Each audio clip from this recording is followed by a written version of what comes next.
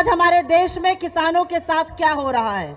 90 दिन होने को आ गए, 3 महीने होने को आ गए और किसान आज भी बॉर्डर पर बैठा मोदी जी के कान पर जूं रेंगे उसका इंतजार कर रहा है। लेकिन मोदी जी के कान पे जूं नहीं रेंगती है। जानते हैं ना क्यों? क्योंकि वो हम दो हमारे दो की सरकार चलाते हैं। वो किसानों, बेरोजगारों, युवाओं की बात नहीं सुनते हैं, वो पूंजीपतियों की बात सुनते हैं। बहुत लोग पूछते हैं आखिर किसान बॉर्डर पर क्यों बैठा है। किसान बॉर्डर पर नहीं बैठना चाहता था। किसान तो शांतिपूर्ण ढंग से गांधी मैदान जाकर, रामलीला मैदान जाकर प्रदर्शन करना चाहता था। लेकिन उसके रास्ते में कीले गड़वा दी, तारे लगवा दिए, रास्ते खुदवा दिए।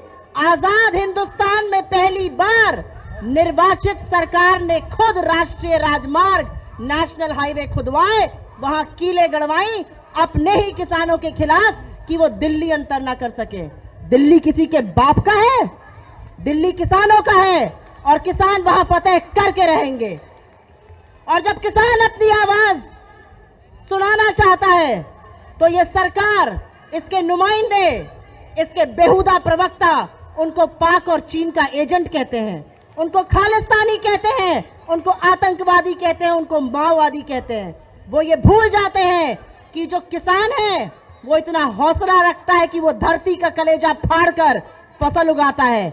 वो आपकी 2 गालियों से डरेगा नहीं, वो डटकर लड़ाई करेगा और जब तक अपना हक नहीं पा जाएगा वो पीछे नहीं हटेगा, वो घुटने आपके टेकवाएगा। लेकिन ये कहते हुए दुख होता है कि मोदी जी की ड्रामेबाजी में वो 2 आंसू बहाते हैं संसद में। अरे 2 आंसू, 2 शब्द, एक ही शब्द बोल देते 200 किसानों की शहादत पर। एक शब्द नहीं बोलते हैं। उनके कान पर जूं नहीं रेंगती है क्योंकि उनको कोई फर्क ही नहीं पड़ता कि किसान आंदोलन करे या ना करे, किसान का हक मिले या ना मिले। एक के बाद एक झूठ के पुलिंदे बोलते हैं। मैं कुछ झूठ के पुलिंदे आपके सामने जरूर रखूंगी। ये कहते हैं एमएसपी था, एमएसपी है और एमएसपी रहेगा। अरे मोदी जी, आप तो कहते थे 15 लाख अकाउंट में डालेंगे, आप कहते थे 100 स्मार्ट सिटी बनाएंगे, आप कहते थे 2 करोड़ रोजगार लाएंगे, आप तो 21 दिन में कोरोना से जीतने की बात करते थे। आपकी बात पर कैसे यकीन किया जाए? आप खुद जब गुजरात के मुख्यमंत्री थे तो कहते थे एमएसपी को कानूनी जामा पहनाना चाहिए। आज आप मोदी जी की बात क्यों नहीं मानते हैं? आप क्यों झूठ बोलते हैं? एक तरफ आप कहते हैं मंडियों में एमएसपी रहेगी, लेकिन जो बड़े बड़े उद्योगपति मंडी के बाहर खरीदेंगे उन पर एमएसपी क्यों नहीं रहेगी?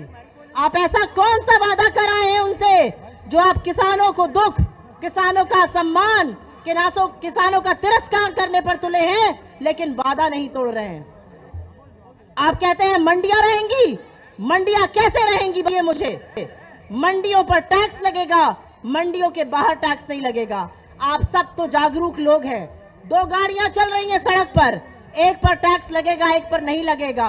कौन सी गाड़ी बिकनी बंद हो जाएगी जिस पर टैक्स लगेगा? सही कहा मैंने?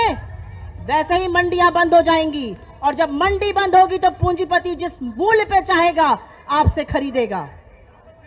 ये कहते हैं हम गरीब आदमी की सरकार है। इनके झूठ सुनिएगा। अब इन्होंने बजट में पीएम किसान सम्मान निधि का फंड काटा, इन्होंने मनरेगा का फंड काटा, इन्होंने एग्रीकल्चर और एलाइड सर्विसेज का फंड काटा। इनकी हिम्मत होती है पूछने की कांग्रेस ने 70 साल में क्या किया? हमने 70 साल में जो किया अगर उसको गिनाने पर आ जाएंगे तो पूरा दिन निकल जाएगा। लेकिन हमारी सरकार में हम खाद्य सुरक्षा बिल लाए जिससे गरीबों का पेट पड़ा कोविड के दौरान। हम मनरेगा लाए जो संजीवनी बन के खड़ा हुआ गांवों में कोविड के दौरान।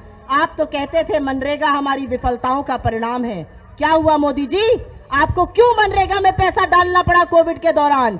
क्योंकि आपने अर्थव्यवस्था ठप कर दी, आपने नौकरियां खा ली, आपने वेतन डकार लिया। तब मनरेगा संजीवनी बन के खड़ा हुआ गांवों पर और आज भी मनरेगा लोगों को जीवित रखे हुए है गांवों पर। ये सोनिया गांधी जी की, ये मनमोहन सिंह जी की सरकार की देन है कि आज भी गांव में लोग खाना खा सकते हैं, आज गांव में कुछ नौकरी है करने को। ये सरकार बड़ी बड़ी बातें करती है, ये सरकार बातें करती है देश बदलने की। ये देश कैसे बदलेगा? माओ को सड़क पर लाकर, महिलाओं के खिलाफ अत्याचार कर कर, आवाजों को दबाकर जो आवाजें किसान के साथ खड़ी होती हैं, उनको ये देशद्रोही बता देते हैं। देशद्रोही आप हैं। आप इस देश को बांटते हैं, आप गरीबों पर वार करते हैं, आप गरीबों के थाली पर पैर मारते हैं, आप गरीबों के पे लात मारते हैं। असल देशद्रोही आप हैं।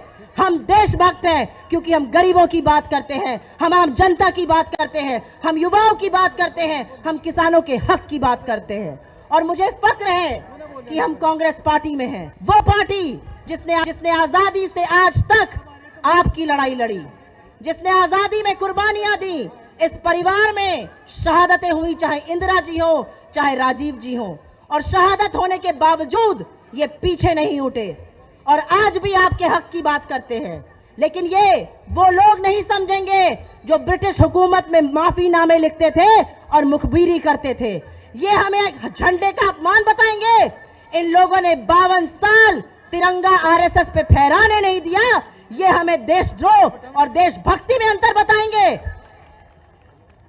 जब हम कहते हैं भारत माता की जय, तो हम पेड़ों की, पल्लवों की, नदियों की, खलिहानों की, खेतियों की तो बात करते ही हैं, लेकिन हम सबसे बड़ी जय करते हैं इस देशवासियों की, हर एक भारतवासी की, आपकी जय करते हैं। तब हम जोर से सीना ठोक के कहते हैं जय हिंद और जय भारत। और इसलिए कहने की कुवत रखते हैं क्योंकि हम भारत के लिए लड़ाई करते हैं। मुझे फक्र है कि मैं राहुल गांधी को अपना नेता कहती हूं। मुझे फक्र है कि मैं प्रियंका गांधी को अपना नेता कहती हूं। एक ही व्यक्ति है जो निर्भीक है, निडर है, सरकार से सवाल पूछते हैं, और वो है राहुल गांधी।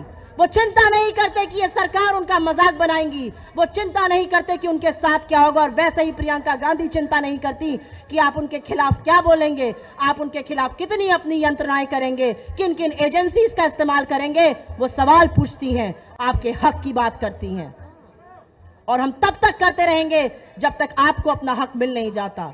मैं गुजारिश करती हूं इस जनता से कि उन लोगों के भ्रम में ना पड़े जो कोविड के दौरान, जो किसानों के तिरस्कार के दौरान अभी भी अपने घर में बैठकर अपने आप को विपक्ष बुलाते हैं, जो अघोषित परिवक्ता बनी हुई हैं, उन लोगों की बात में मत आइए।